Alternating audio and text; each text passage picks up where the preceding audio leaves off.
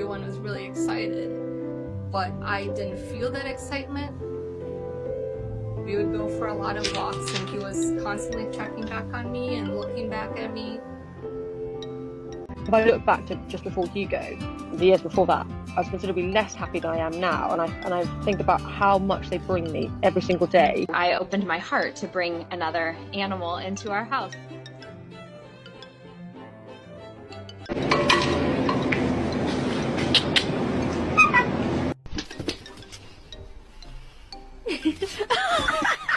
Dogs are great. Dogs are great. Guess what?